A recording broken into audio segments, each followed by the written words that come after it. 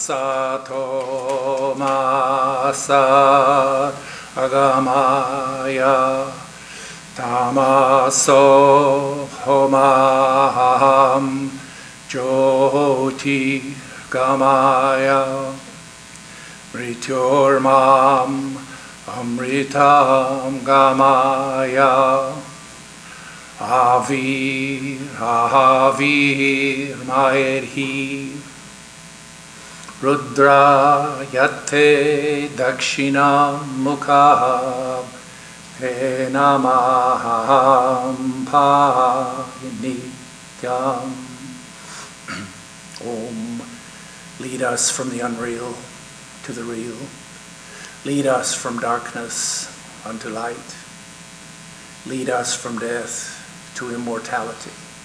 Reach us through and through ourselves, and evermore protect us from ignorance by thy sweet, compassionate face.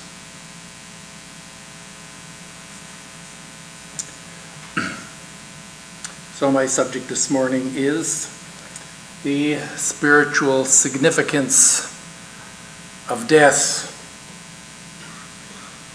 And certainly the death of the flesh and blood body is a significant event in the ongoing life and evolution of the soul. Certainly it is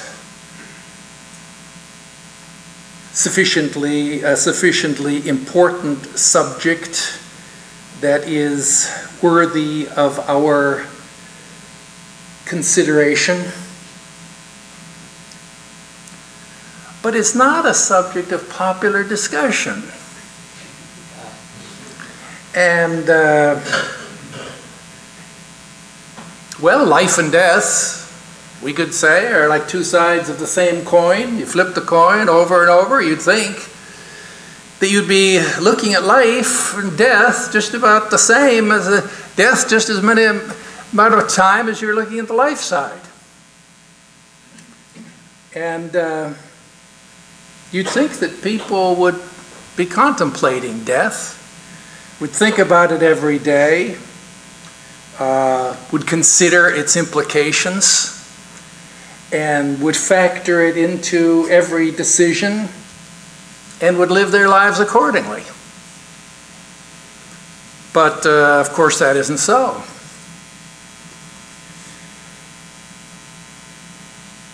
In the Mahabharata, we read about the 5 Pandava brothers. They're on a journey through the forest. They were very hungry and thirsty. They saw in a distance, they saw a lake. The eldest brother, Yudhishthira, he sent the youngest brother down the lake, bring him some water. And the youngest brother went down to the lake, and he was about to drink when he saw near to him there stood a crane. And the crane looked at him and said, "Don't drink from this lake until you answer my questions first." And the youngest brother he just laughed. He drank from the lake, and he dropped dead. And time passed. Yudhishthira saw that he had not returned, sent the second brother down to the lake. He also saw the crane. The crane said, "Do not drink from this lake until you answer my questions first, otherwise you will surely die." The second just laughed, drank from the lake, and dropped dead. Like this, Sahadev, Nakul, Arjuna, Bhima, they all died. And Yudhishthira, the eldest, he was waiting for the water. What happened? He went down to the lake. There he saw all 4 brothers and the crane looking at him. Now Yudhishthira, he had a perspicacious eye, and he saw that, yeah, it looks like a crane, but actually it is the incarnation of Dharma. And the crane addressed him and said, "Do not drink from this lake. until you answer my questions first. Look and see, all your brothers ignored my questions, and they died. But I can restore them to life if you will answer my questions correctly. And Yudhishthira agreed. And there we read a whole list of kind of interesting philosophical questions that were asked by the crane. But the first of those questions was, what is the wonder of wonders in this world? And Yudhishthira replied, millions of people die every day. Death is all around us, but no one themselves thinks that they will die. The reason for this, maybe one good reason, that we rarely think about death is the fact that, we live relatively sheltered lives. And in this way, we're something like, if you read in the students of comparative religions, you've read the life of Siddhartha, who later became the enlightened Buddha. When he was born, wise men prophesied that he would renounce the world, and because that maybe two things could happen. They saw there's an option. Either he will become a great king, or he will renounce the world and become a monk. And his father, hearing this prophecy, arranged things to make sure that the former would be the case. And in fact, when the young prince grew up, it was so arranged that he lived in a pleasure palace. And all around that pleasure palace there were beautiful gardens. And all around those gardens there was extensive parks and trees. And so like this, the young Siddhartha, he passed many years there in the compound, never venturing out beyond the park. But one day, when he reached to become a young man, he decided to engage his charioteer, Chanda. They'd get in the chariot, let's go for a drive. And they went driving outside the palace gates. They drove through the gardens, they drove through the park. Let's continue on here. He took the chariot into the nearby village of Kapilavastu. No sooner had they gotten in the village than they saw crossing the road was an old man tottering along on a cane. And the young Siddhartha, he asked the charioteer, he said, what's that? What's wrong with him? Oh, well, he's suffering from old age. Old age? Really? Well, tell me about it. So on that day, he learned about, never seen it before. The next day, he went out the similar chariot ride, and he saw another man who was there walking along and shaking, burning with fever and shaking and trembling. What's wrong with that man? He asked. Well, he's suffering from some terrible disease. Really? Disease? What is that? Like this, he was learning about the cold, hard facts of life. The very next day, they went out into the village, and there they saw a funeral procession with a body lying there being carted through the streets and into the cremation ground. And the young Yudhishthira asked, well, what's wrong with this man? Is he sleeping? Why are all these people crying? And it was explained to him, well, this is death. All created things, all men die. And of course the young Siddhartha was tremendously impacted by this revelation, came back and resolved to find a way out of suffering, old age, and death. Like Siddhartha, we lead relatively sheltered lives, but unlike Siddhartha, as we grow older and we become perfectly aware of disease, old age, and death, and the suffering of life, unlike Siddhartha, we don't resolve to overcome it. Rather, we choose to live in denial. You know, there's a famous Western psychologist. Her name was Elizabeth Kubler-Ross. She did a lot of study on the subject of death and dying. And she discovered that, generally speaking, that there are the 5 stages through which we pass whenever we have any loss, although it's more pronounced at the time of death. But we go through those stages of denial and bargaining and anger and depression, finally acceptance. With regard to death, now we're kind of in the first stage, where we may say that we're living in denial. And denial is a kind of neurotic, psychological disorder, whereby when we know full well that something is true, and we just push it out of our consciousness, and that somehow we live as if it doesn't matter or it does not exist.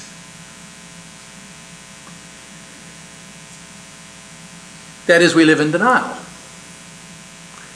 And sometimes we go to great lengths in order to avoid the whole confrontation with the subject of death.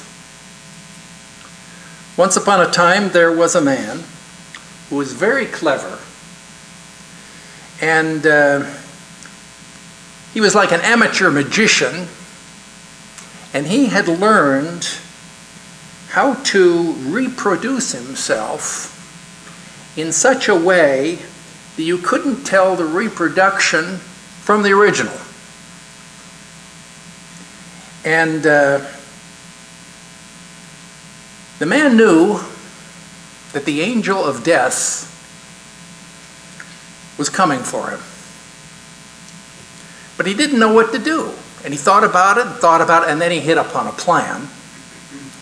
He'll make carbon copies of himself, as he'd learned to do. And so he reproduced himself again and again. And when the angel of death appeared before him, the angel was confronted with a dozen figures. All of them, they looked exactly the same.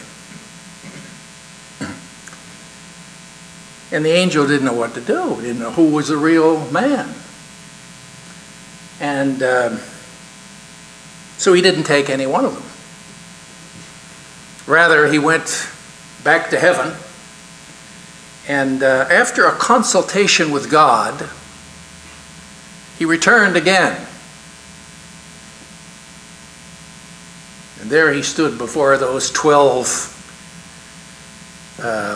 exact copies, those 12 figures. And he stood there and he looked back and forth.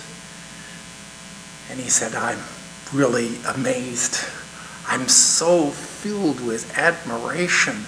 How clever it is that you've done this. I'm really amazed. I'm stunned and amazed to see that you've made 12. I don't know which one is the real one. You've done an excellent job. You've done a perfect job." Well, except for one thing. There is one flaw in this whole production. And immediately the original man, he stepped forward. Flaw? Flaw? What flaw? There's no flaw. These are all perfect. There's no problem here. They're all duplicated exactly as I am. And the angel of death looked upon him and said, yeah, well, there's one flaw, and that is that you're unable to conceal the imp of the doer. And so he took the man with him, and that was the end of it. So, living in denial of death, denial, somehow trying to bargain maybe with the idea.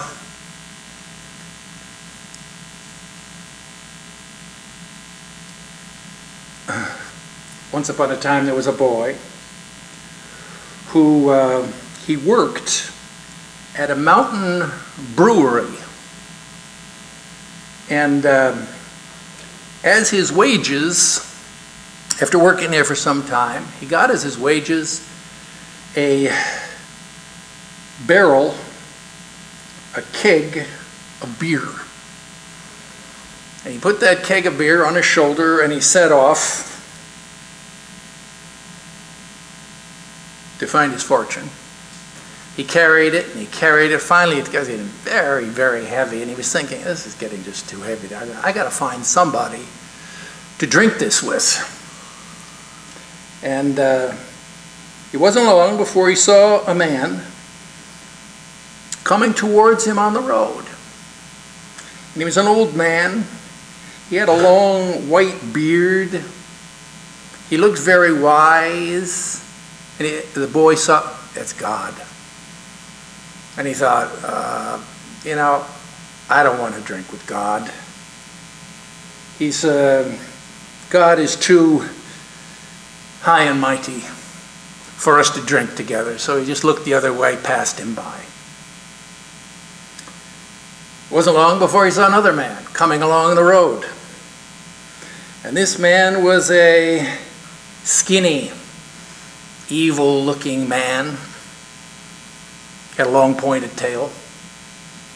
It was the devil. And the boy thought, no, I don't want to drink with him.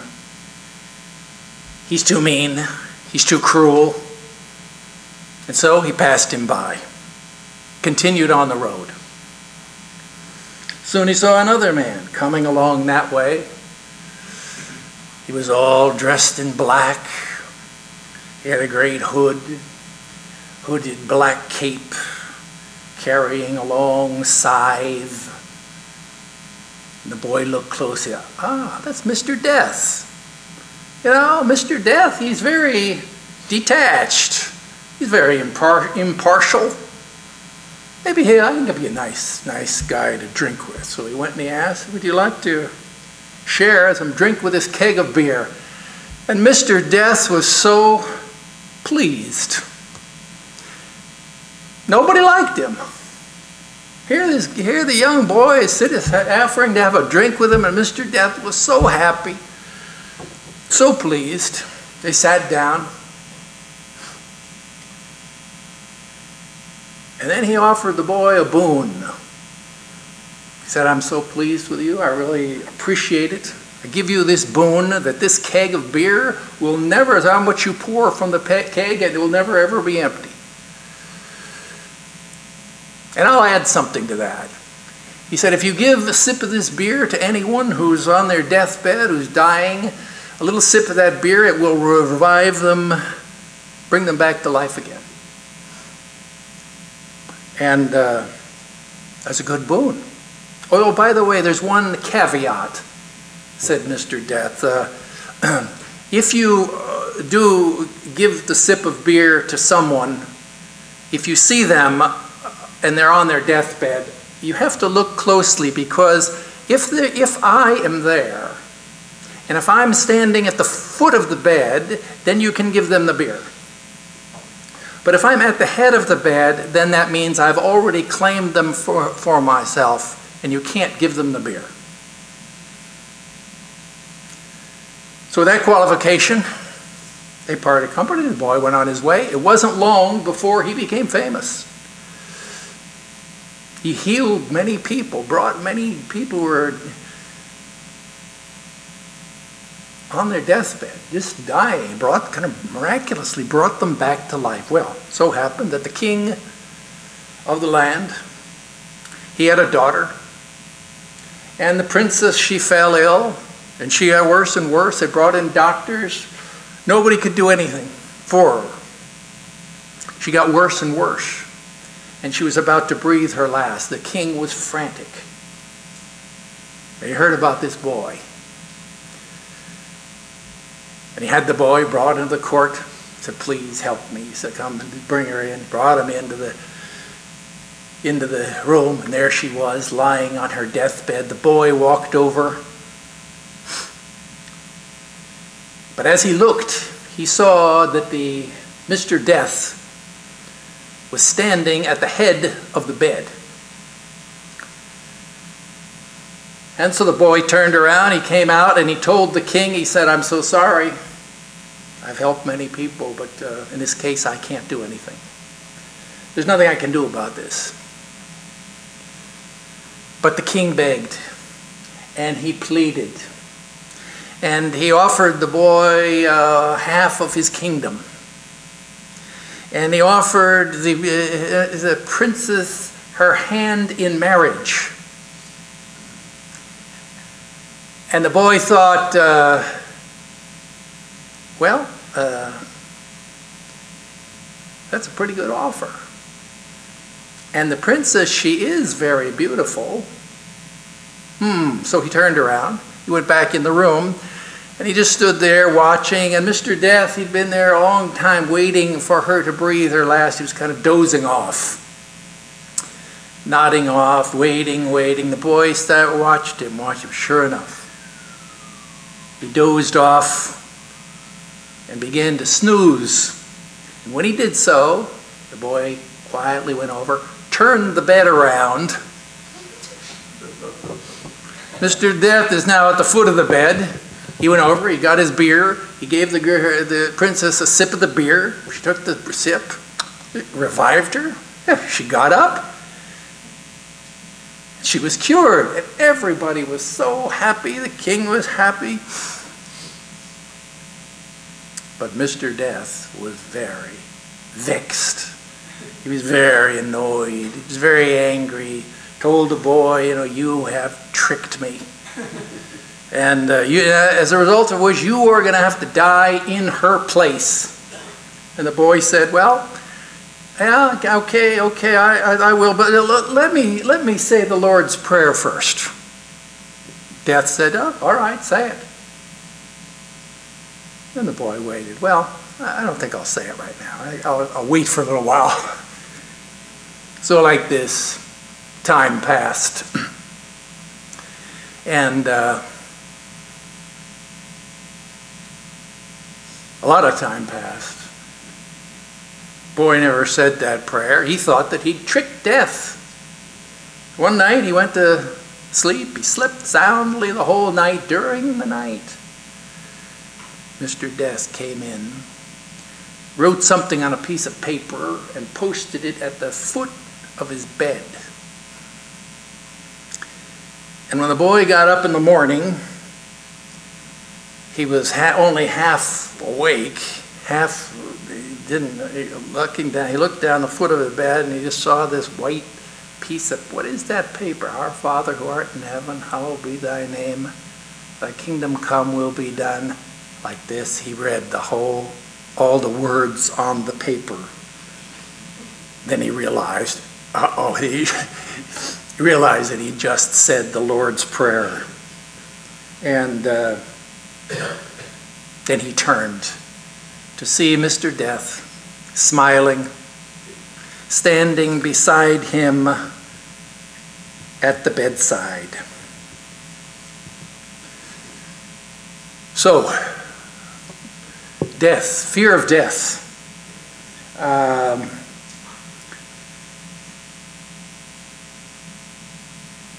Kubler-Ross talks about all the different stages of death, about dealing with that great loss. We fear death because it's the ending of all that we love. Why do we fear death so much? It's because there's an impending loss of all that we love in life. Of course, as students of yoga psychology, we know it's not about love of life. Rather, it's all about attachment. It's because we are attached to our flesh and blood bodies, because we're attached to our material possessions, to people, to places, to things, to circumstances, to our role in the melodrama of life. And in short, because of attachment, we cling to life. And that's why the practice of detachment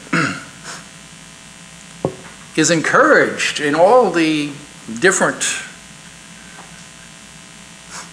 religious traditions of the world.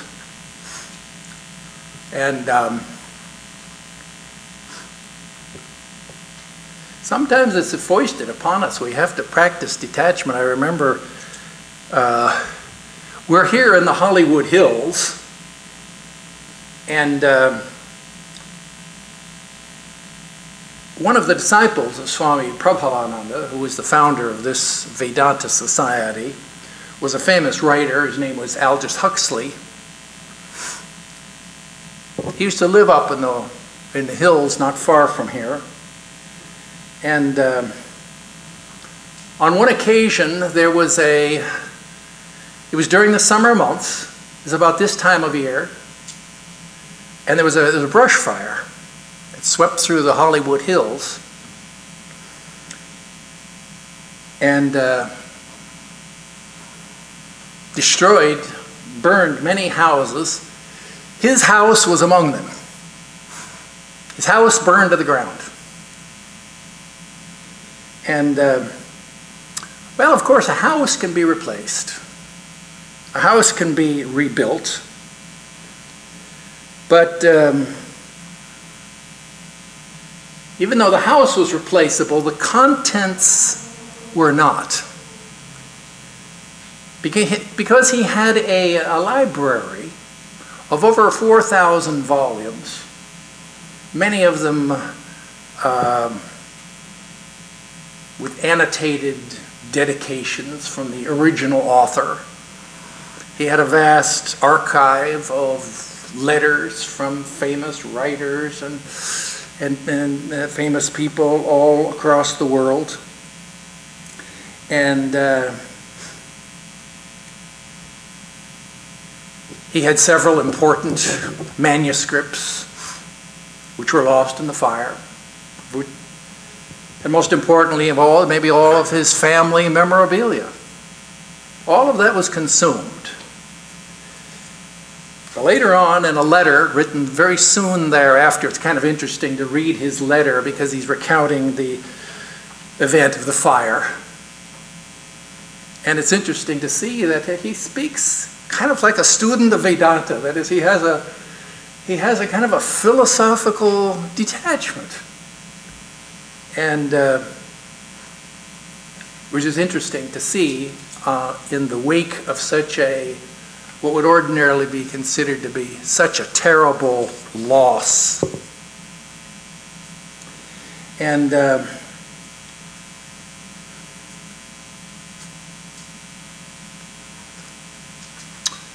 so we're talking here about the death. And birds are singing, sun is shining, flowers are growing. And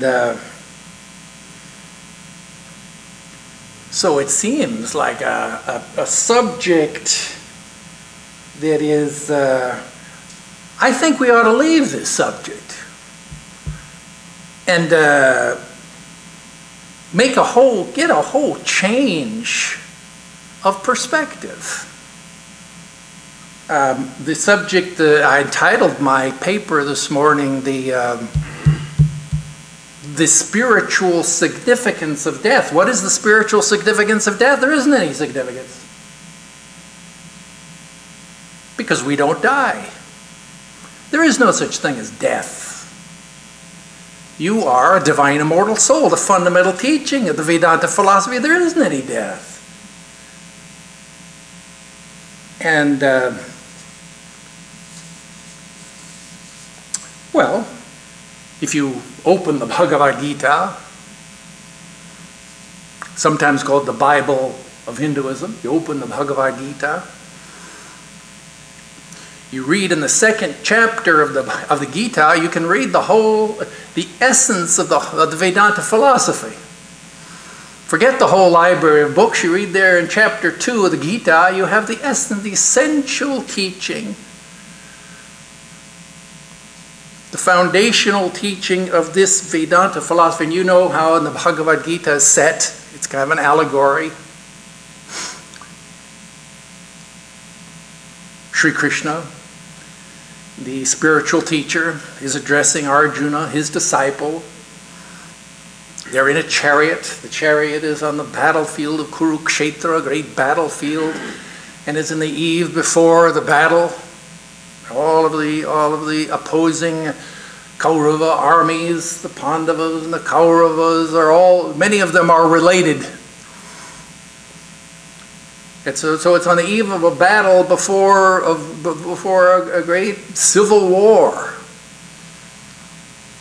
And Arjuna is stricken with fear and guilt and questions and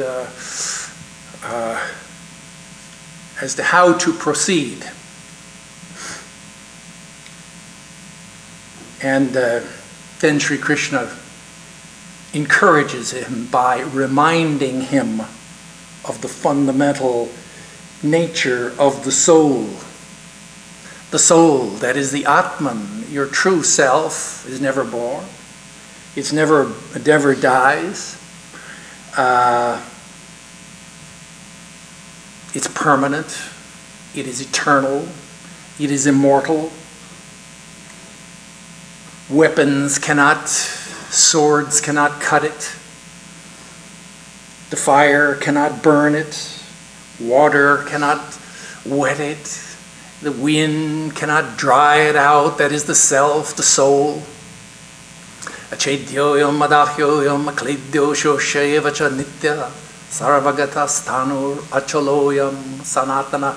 Beautiful verses you can read in the Bhagavad Gita in the second chapter about the nature of the self, yourself. That you are by nature eternal, all-pervading, unchanging, and immovable, the same forever and ever.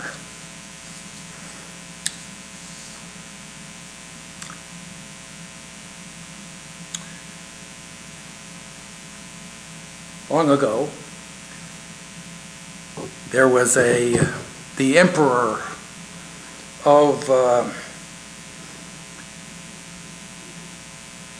the known world. He conquered the whole known world, Alexander the Great. He was the Shah of Iran, and he was also the Pharaoh of Egypt, and he was the Sultan of Arabia. He had all these titles because he conquered everything. And on a great journey with his armies, after more than a year of campaigns, they found themselves on the banks of the Indus River Valley. And Alexander the Great, he had heard stories tell of the great kingdoms of India and the wealth that lie across those rivers. And as they gathered their forces, It so happened that he, in the forest, one day, he was there. He had some translators with him. They met an old man. And he was like stark naked. Maybe he had like a loincloth, and he's sitting on a flat rock. And Alexander the Great, he approached him. "Who are you?" They began to talk. Now Alexander was, remember, as you know, he was a student of Aristotle. And so he knew a lot about philosophy. And as he talked with this old sannyasi, they began to talk philosophy. And Alexander was stunned and amazed to hear the words of wisdom from this man. And he was so pleased, and he was so happy to have this elevating conversation that he invited the sannyasi to come with him. "Please return with me to Greece, and there you can continue teaching." And but the sannyasi looked at him and said no. He smiled, but he refused. And Alexander pleaded with him, said, "Oh, sir, it's such a fascinating conversation." He said, "Please come with me. You know, I'll give you wealth. I'll give you power." And the sannyasi looked at him, smiled, thanked him. He said, "No," he said, refused. And then Alexander the Great, he said, "What?" He said, "You're refusing me?" He said, I can command you to come with me. If you don't come with me as I have requested, I'll see that you're put to death." And then the sannyasi, he listened to him. "What?" He began to laugh. And he laughed, and they said, "What a foolish thing you've just said. Here we've been talking with such wisdom and high philosophy. Now you've said such a foolish thing that you're going to put me to death. You cannot kill me." And then he begins to quote here from Chedyoyam, Madachyoyam, Akledyo, Shoshe, "The swords can't cut me, fire can't burn me, because I am a divine, immortal soul." And that's the Alexander the Great. We read about this, by the way, and the historians have written about that event. That's actually a bona fide historical event. But sometimes when it's told by devotees, they suggest that, well, that was the end of Alexander's campaign. Because after all, he did not go into India, didn't conquer India. So maybe it was because he was just so impressed by the sage that he decided to turn around and go back home. Well, maybe there's also another little footnote to the story. And that is that on the very next day, Alexander did marshal all of his armies. And they did cross the river. And they were entering into they were at Taxila, that Takshila it's called today, in the northwestern part of Pakistan. It's where they entered, crossing into.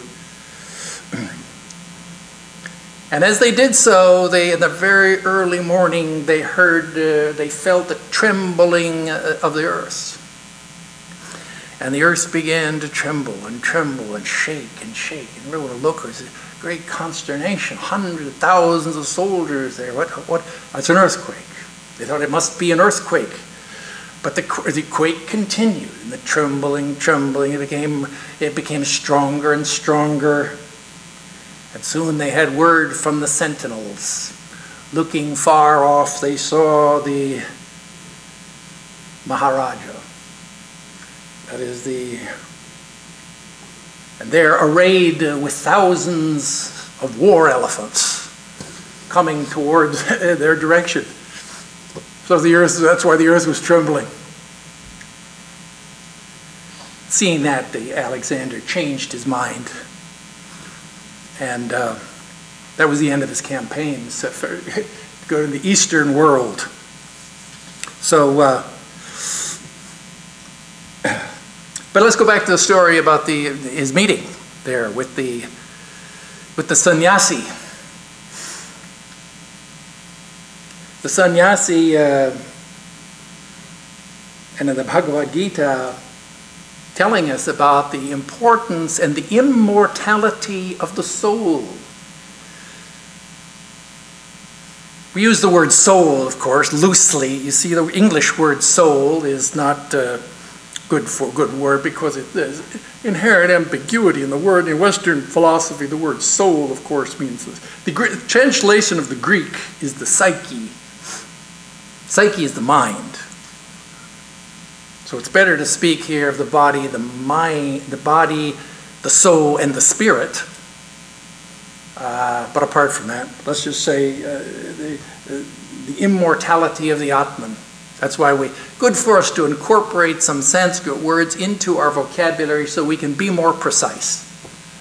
Our true self, in our true self, we are the Atman. And the Atman is never born, and it can never die. Why does he say that? Why does it say that the Atman, our true self, is immortal? What is the argument? Can you give me a good argument that is a good, reasonable basis? Some evidential, reasonable arguments for why is the immortality of the soul a fundamental teaching of the wisdom of the East. And that is, we may ask, what's the reasoning behind it? And the answer is, there is no reasoning. The doctrine of the immortality of the soul is axiomatic in Indian philosophy. That means it's an axiom. It's an indubitable truth. It's the presupposition of all thought. It's like if you go to Euclid's in geometry, you can give good reasons for all of the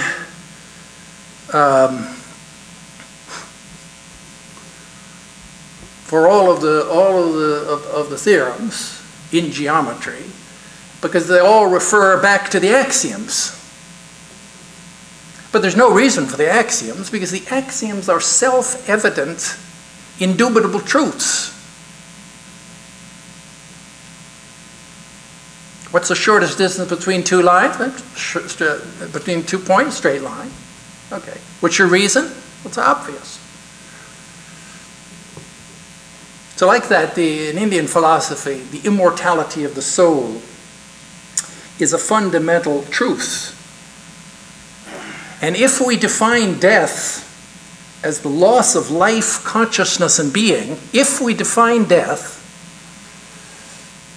as the loss of life, consciousness, and being, then it's logically impossible for us to deny or even to imagine that we'll ever die. Now, in many religions of the world, they instruct spiritual aspirants to meditate on death. And in fact, we can follow some of those instructions in different religions. Tibetan, the Vajrayana, so we can visualize ourselves. Just imagine, there you are, you're sick, okay, you die, now you're lying on your deathbed. All the relatives are around, they're weeping. Now the body is being carried in your visualization. Now you're imagining, yes, my body is now being carried down the street. Now I'm going to the cremation ground. Yes, I can see that. Now I'm being my body's put up on the pier. They're lighting the fire. And but who is it that's watching all this? It's just yourself. It's not as if you're really contemplating your death. You're kind of visualizing the death of the flesh and blood body. But you yourself aren't dead. You're the knower. You're the observer of all of this. And in fact, at the time of death, the yogi withdraws his consciousness from the physical body. And he intentionally, consciously, the yogi, does what everyone else does unintentionally, unconsciously. Identifies with the higher mind, identifies with the soul, the spirit, with his true self. And thus, like a tortoise, it says there in the Bhagavad Gita, it says, Yada samharate chayam kurmonganiva sarvashaha indriyani indriyartebhya tasya pragya pratishtitaha. That means just you take a tortoise, you tap on the shell of a tortoise with a little stick. What happens? He draws in his limbs, draws in his head, draws in his arm, draws in his leg.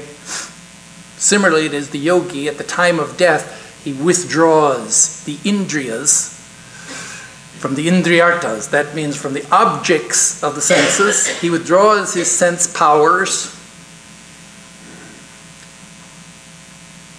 and identifies with the subtle body. You know, as you know in yoga psychology, we don't just have one body. We have three bodies. That is the gross, the subtle, and the causal. And certainly at the time of death, the yogi withdraws from the gross body to observers, to a third-person observer. It appears as if there's been a death event. But to the first person, that is the subject, there's no death at all. The subject, that is the person, has withdrawn from the gross body. He still maintains the life force, that is the pranamaya kosha. He's still in full possession of the life force. He's fully identified with his mind, with his heart, with his soul, with his spirit, and with the self, which is the source of all life. And so from the point of view of the person who has died, there is no death at all. And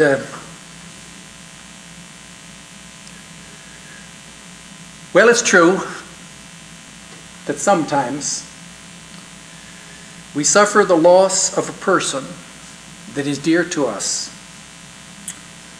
and we feel grief and bereavement. And this is natural. And saints also suffer with the death of a loved one. They also suffer loss and bereavement. And if you read in the life, for example, of the Holy Mother, who was the spiritual wife of Sri Ramakrishna, you know that when, after the death of Ramakrishna, and on that fateful day, after the cremation of the body, she went into her rooms, and there she began to look through her cloths. It's kind of a touching picture that's painted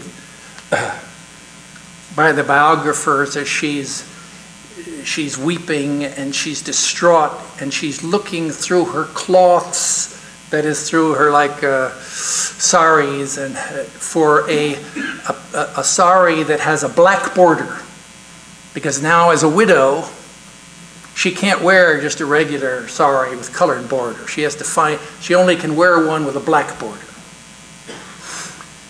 So she's shuffling through these cloths, weeping, and then she heard a disembodied voice. That is, she had a vision, an auditory vision of Sri Ramakrishna. And the voice said, "What are you doing?" He said, "You're not a widow. I'm not dead. Why are you doing all this? I've just gone from one room to another. Continue living as you were before." Those were the words that she heard. And what great peace and consolation it gave to her. Thereafter, people saw in the village, she never ever wore a black from then on. She showed no outward signs of grief and mourning, because she had received that consolation in the vision. So, this is the teaching of the Vedanta philosophy about death. What we call death is really just a threshold crossing. And really speaking, and in fact, there is no death. You are a divine immortal soul. You are never born.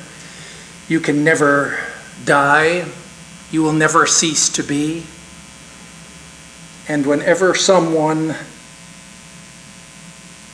near and dear to you, a friend or a loved one, passes away, it's helpful to remember that they have just passed from one room to another.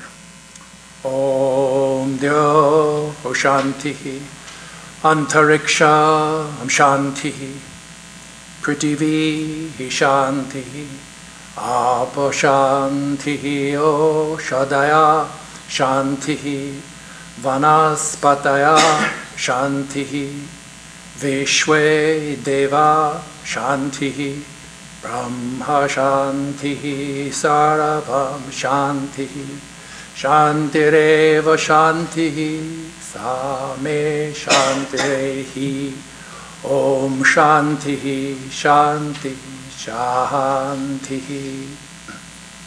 Om, peace is in heaven, peace is on the earth, peace is in the sky and in the waters. The herbs and plants and trees are full of peace. The gods are peaceful. May this eternal universal peace enter our souls and beings. Om, peace, peace, peace be unto us all.